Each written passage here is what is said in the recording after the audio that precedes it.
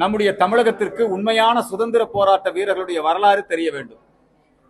இப்ப எங்க பார்த்தாலும் அண்ணா, கருணாநிதி அல்லது கருணாநிதி அவருடைய குடும்பத்தார், மத்தியில் எடுத்துக்கிட்டா காங்கிரஸ் கட்சியினுடைய ஆட்சி காலத்துல நேரு, இந்திரா, ராஜீவ், இப்படி அவங்க குடும்பத்தார். இவங்களுடைய வரலாறுகள், இவர்கள் பற்றிய செய்திகள், அவர்களுடைய பெயர்கள் தான் எல்லா இடத்துக்கும் வைக்கப்பட்டது. இப்ப தமிழ்நாட்டில் எங்க பார்த்தாலும் கருணாநிதி அவர்களுடைய பெயரிலே நூலகம், கருணாநிதி அவர்களுடைய பெயரிலே பல்வேறு விதமான பேருந்து நிலையம். திருப்பூர் குமரன் பேருந்து நிலையம் இருக்கலாம். ஆனா அங்க என்ன பேர் வைக்கிறாங்கன்னா கருணாநிதி பேருந்து நிலையம் வைக்கிறாங்க. இப்ப நம்முடைய மதுரை உயர்நீதிமன்ற கிளை ஒரு நல்ல தீர்ப்பை வழங்கி இருக்கிறது. பொது இடங்களிலே கொடிக்கம்பங்கள், புதிதாக தலைவர்களுக்கான சிலைகள், இவைகள் எல்லாம் வைக்கக்கூடாது, அகற்ற வேண்டும். 90 நாளுக்குள்ள இது சம்பந்தமா ஒரு அறிக்கை நீங்கள் கொண்டு வந்து சமர்ப்பிக்க வேண்டும். ஆனா எங்க பார்த்தாலும் இந்த வேலைகள் தான் நடந்து கொண்டிருக்கிறது. அதை முறையாக அமுல்படுத்தப்படாமல் இருக்கிறது.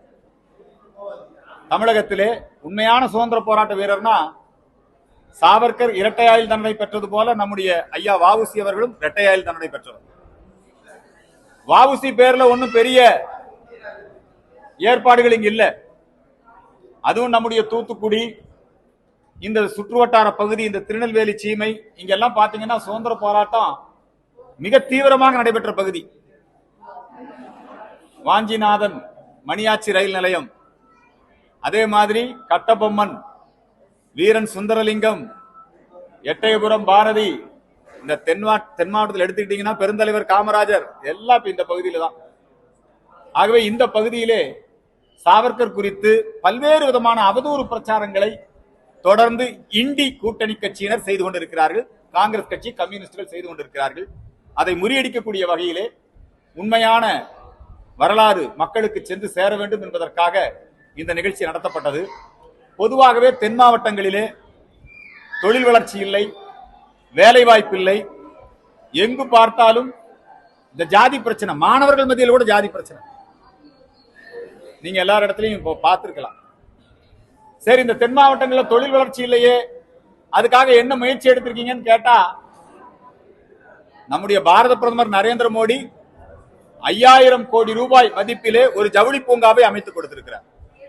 மாநில அரசு என்ன பண்ணிருக்குது? இங்க ஸ்டெர்லைட் ஆலை மூடப்பட்டு விட்டது.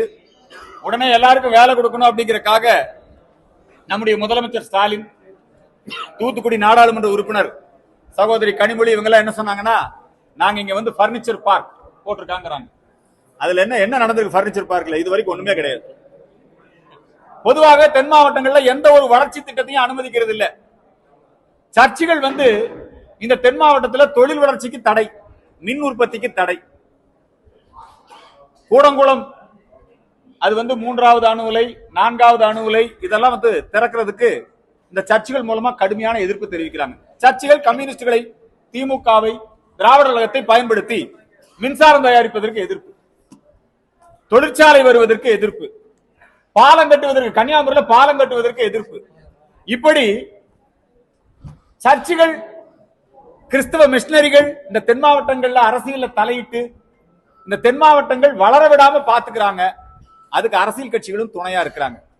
அதனாலதான் நாங்க இந்து மக்கள் கட்சி சார்பில் மிக முக்கியமான ஒரு கோரிக்கையாக நாங்கள் என்ன வைக்கிறோம்னா, தென் மாவட்டங்கள் தொடர்ந்து புறக்கணிக்கப்படுது. அதனால இந்த தென் மாவட்டங்களை ஒரு தென் மாநிலமாக உருவாக்க வேண்டும், ஒரு தனி மாநிலமா உருவாக்கணும். அப்பதான் இதுக்குன்னு ஒரு முதலமைச்சர் வருவார், அப்பதான் இதுக்குன்னு கவனம் செலுத்த முடியும். ஆந்திரா பெரிய மாநிலமா இருந்தது, அது வந்து தெலுங்கானா என்று பிரிக்கப்பட்டது. அடல் பிகாரி வாஜ்பாய் அவர்களுடைய ஆட்சி காலத்திலே உத்தரப்பிரதேசம் பெரிய மாநிலமாக இருந்தது, பீகார் பெரிய மாநிலமாக இருந்தது, புதிய மாநிலங்கள் உருவாக்கப்பட்டது. இப்ப நாங்கள் வைக்கின்ற இந்த கோரிக்கையை பாட்டாளி மக்கள் கட்சி ஆதரிக்கிறது. சிறிய மாநிலங்கள் உருவாக வேண்டும்.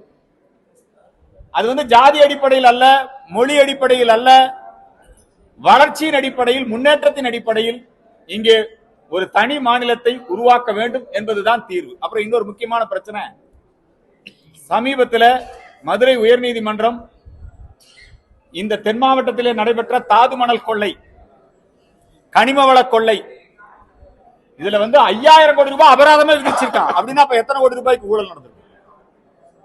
சிபிஐ விசாரணைக்கு உத்தரவிட்டு இருக்கிறது. ஆனா இந்த கவர்மெண்ட்டுக்கு, திமுக அரசுக்கு வெக்கமே கிடையாது. அவர்கள் மேலும் இந்த கனிம வள கொள்ளை தொடர்வதற்கு தான் இங்க அனுமதி கொடுத்து கொண்டிருக்கிறார்கள். எனவே சிபிஐ விசாரணை செய்ய வேண்டும் என்பது ஒரு பக்கம். இன்னொரு புறத்திலே இந்த ஊழல் குற்றச்சாட்டு அதுல ஆளாகி இருக்கக்கூடிய இந்த அரசாங்கம் இதற்கு தார்மீக பொறுப்பேற்று இந்த கனிம வள கொள்ளை இங்கே நிறுத்தப்பட வேண்டும். அதற்கான முயற்சிகளை செய்ய வேண்டும். பாதகம் செய்பவரை கண்டால் நாம் பயம் கொள்ளலாகாது பாப்பா. மோதி மிதித்து விடு பாப்பா, அவர் முகத்தில் உமிழ்ந்து விடு பாப்பா. அண்மை செய்திகளை உடனுக்குடன் தெரிந்து கொள்ள இணைந்திருங்கள் எம் நாடு தொலைக்காட்சியுடன்.